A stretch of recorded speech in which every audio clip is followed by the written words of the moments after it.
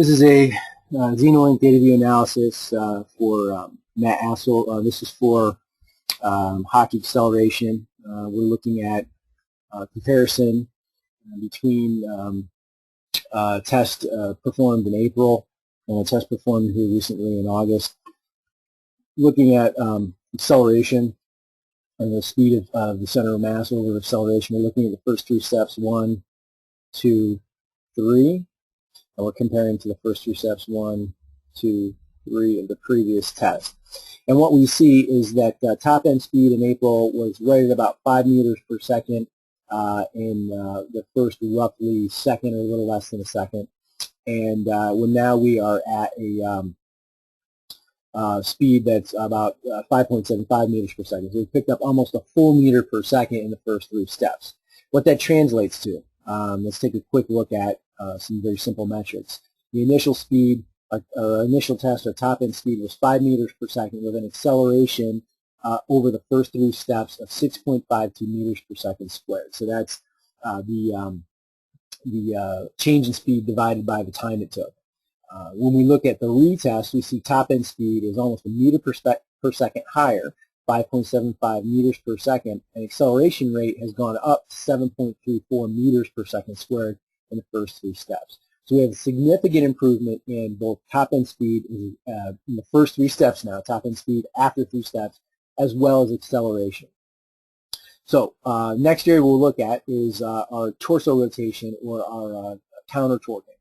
This is crucial to initiating recovery phase off of the drive or the propulsion phase and is absolutely critical for an effective acceleration.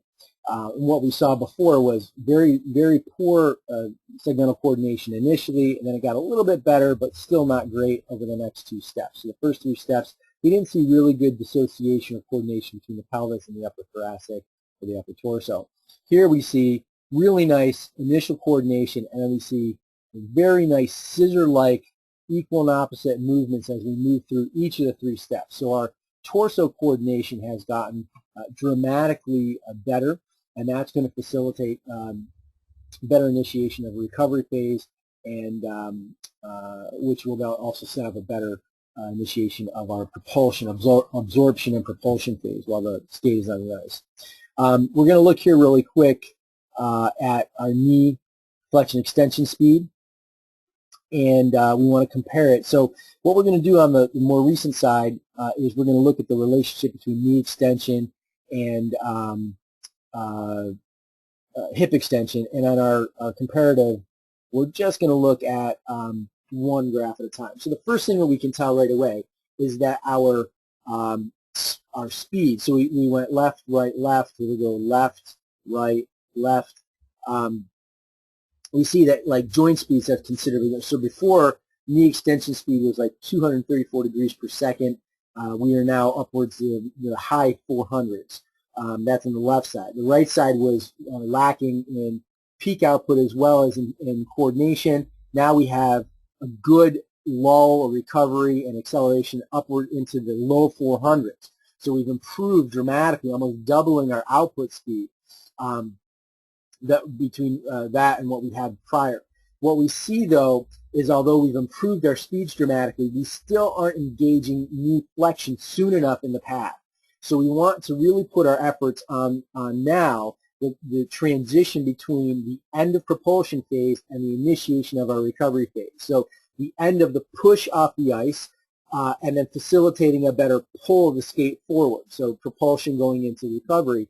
That's got to be our next. So the cleaner that transition and the faster we're going into knee flexion prior to the actual initiation of the swing phase or the recovery phase, the better our overall acceleration is going to be. So our next phase of training, we're going to focus on engaging the recovery phase sooner, engaging knee flexion sooner in the process so that we get better acceleration of the center of mass, and we can add not only top end speed but overall acceleration to what we already have. Let's take a quick look at our knee flexion. Knee flexion as well. If we go left, we saw high 200s. Now we're in the 400s. Our right side saw a speed again in the high hundreds, low 200s. Now we're upwards of the high 400s, even getting into 500s. Again, high 400s, even 500s. So what we see is a dramatic improvement in joint contribution or joint speed contribution to force. That's during what we refer to as the propulsion phase. So the increase in top end speed and acceleration came predominantly from dramatic improvement in joint speed output and force application on the push or propulsion side of things. What we still are lacking and where we can still get more speed is in initiating recovery. So moving from push to pull or from extension to flexion faster, which will allow a better initiation of the recovery phase swing through, which will allow us to continue to accelerate the center of mass and gain more acceleration over the first three steps.